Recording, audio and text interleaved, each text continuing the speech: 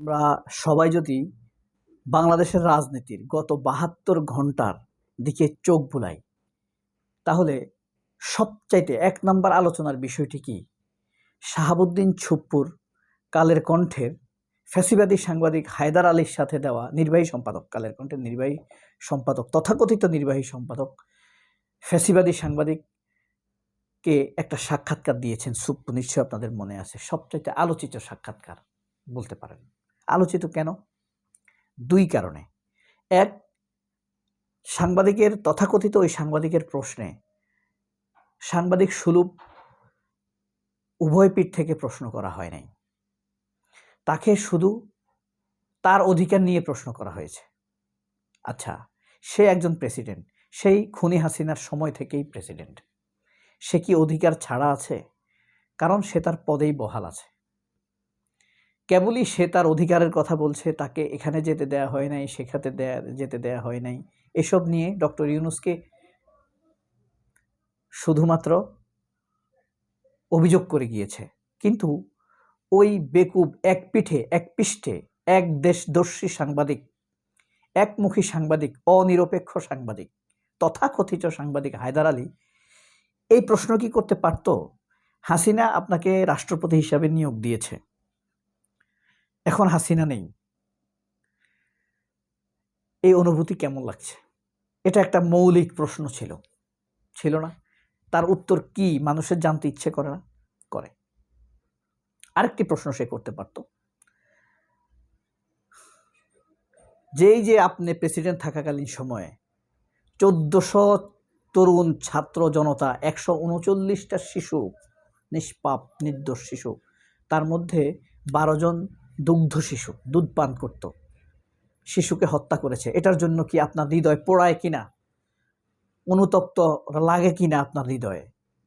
আপনি কি এটার জন্য হাসিনাকে দোষারোপ করেন কিনা? আপনি কি চান কিনা এটার বিচার হোক? এ প্রশ্ন করা যেত না? যেত। এগুলো তো মৌলিক প্রশ্ন, কিন্তু এই ধরনের কোনো প্রশ্ন করে নাই। লুতুপুতু সাংবাদিক যাকে বলে, ফ্যাসিবাদী সাংবাদিক, এরা ভিকটিমকে কঠিন প্রশ্ন করে, ক্ষমতাকে কঠিন প্রশ্ন করতে পারে না। এই পরিস্থিতিতে এটাই কিন্তু আলোচনার বিষয় গত ৭২ ঘন্টা, অর্থাৎ ৩ দিন যাবৎ সবচাইতে বেশি আলোচিত হয়েছে এটা। দ্বিতীয়ত যে বিষয়টি আলোচনা হয়েছে সেটি হলো আওয়ামী লীগের অফিসগুলো খুলে দেয়া।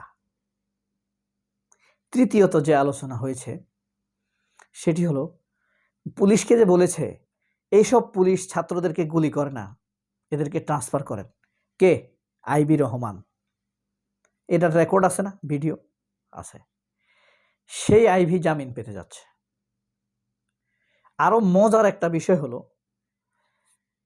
ঢাকা ইউনিভার্সিটির সামনে সরোয়ার্দী উদ্যানে মাদক বিরোধী অভিযান চালাতে গিয়ে একটা নির্দোষ ছেলেকে পুলিশ গায়ে হাত তুলেছে। তাকে সার্চ করে কোনো কিছু পায় নাই তার সাথে, তারপরও তার গায়ে হাত তুলেছে। অথচ মাদক সম্রাট বদি জেল থেকে জামিন পাচ্ছে। সবচেয়ে হাস্যকর আলোচনার বিষয়।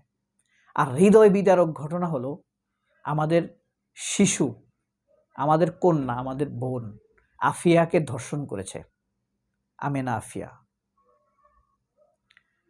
ধর্ষণ করার পর পুলিশ তার মামলা নেয় নাই। বুঝতে পারছেন? মেম্বার এসে এটাকে সমাধান দিবে বলেছে, তবে সমাধানের পর এই ধর্ষিতা শিশুটিকে গ্রাম ছেড়ে দিতে হবে। তার আগেই তারা গ্রাম ছাড়ার পথে ছিল। সেখান থেকে খালার বাড়ি যাওয়ার পথে সেখান থেকে তাকে তুলে নিয়ে সারা রাত উপর্যুপরি ধর্ষণ করেছে। সেই শিশুটির বিচারের জন্য কোনো তোড়জোড় দেখা যাচ্ছে না। এটা নিয়ে কোনো খবর নাই। এর মধ্যে নাহিদ ইসলাম সব কিছুর ব্রেক করে দিয়েছেন। রাষ্ট্রপতির আলোচনা সব কিছু ব্রেক করে তিনি বলেছেন, রাষ্ট্রপতি ছুপ্পু ফ্যাসিবাদের দোসর, ফ্যাসিবাদের সুবিধাভোগী। জুলাই গণহত্যার সময় সে প্রেসিডেন্ট ছিল, সে নীরব ছিল, উপভোগ করেছে হত্যাকে। তাকে খুব দ্রুত ইমপিচ করে প্রেসিডেন্ট পদ থেকে পদত্যাগ করিয়ে তাকে গ্রেফতার করতে হবে। সে টাকা পাচারকারী। নাহিদ ইসলামের এই বক্তব্যের ওয়েট অন্তত আমার কাছে অনেক বেশি। এই বক্তব্যে বাংলাদেশ তোলপাড় হয়ে যেত মিডিয়া যদি নিরপেক্ষ থাকতো। আপনারা যে বা যারা এই যে টেলিভিশনগুলো পত্রপত্রিকাগুলোকে যে সাবস্ক্রাইব করে আছেন, এগুলাকে তার যেই চ্যানেলে দেখবেন, চ্যানেল পেজে গিয়ে আনসাবস্ক্রাইব করবেন। এরা অবিশ্বস্ত, এরা এই দেশের মানুষের পক্ষের না, এরা ফ্যাসিবাদী, এরা খুনের পক্ষের, এরা ভারতের পক্ষের। এরাই বাংলাদেশকে ফ্যাসিবাদের আখড়া বানিয়ে রাখে। এরা ভিকটিমকে ঝাপটে ধরে, শক্তিকে প্রশ্ন করতে পারে না। শক্তিকে তারা চাটে সুবিধা ভোগ করার জন্য। সে আপনি বালের কণ্ঠ বলেন, কালের কণ্ঠ বলেন, আর পিনাকি ভট্টাচার্য দাদার ভাষায় পোঁদের আলো বলেন, দিল্লি স্টার বলেন না কেন, এরা সব দালাল, পরিষ্কার দালাল। এরা দেশের মানুষের পক্ষের না। তো নাহিদ ইসলাম যে স্পষ্ট বার্তা দিয়েছেন, এটা এই দেশের মানুষের বার্তা। শুধুমাত্র তারাই নাহিদ ইসলামের এই বক্তব্যকে অন করবে না, যারা কেবলমাত্র হাসিনার পক্ষের লোক অথবা স্বার্থবাদী। আপনি কি বিশ্বাস করেন না?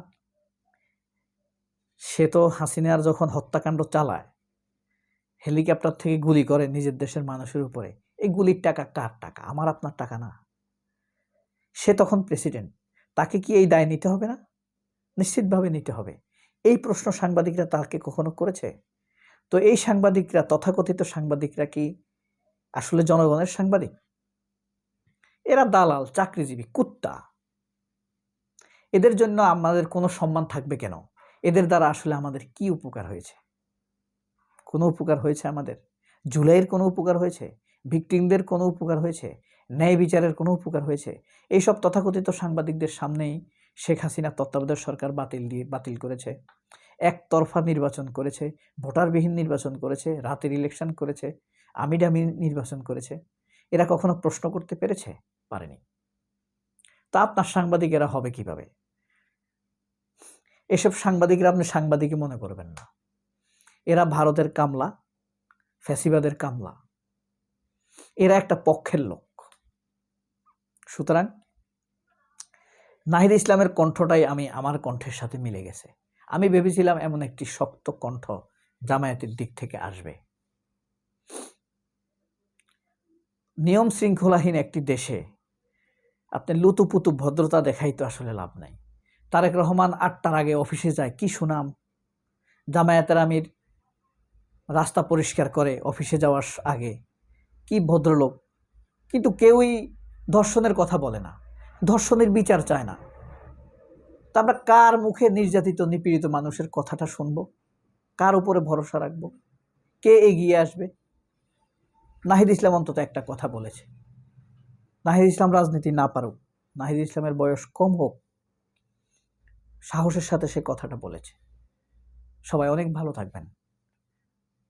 যারা নির্যাতিত নিপীড়িতের পক্ষে, তাদের পক্ষেও থাকবেন। আল্লাহ হাফেজ। আসসালামু আলাইকুম।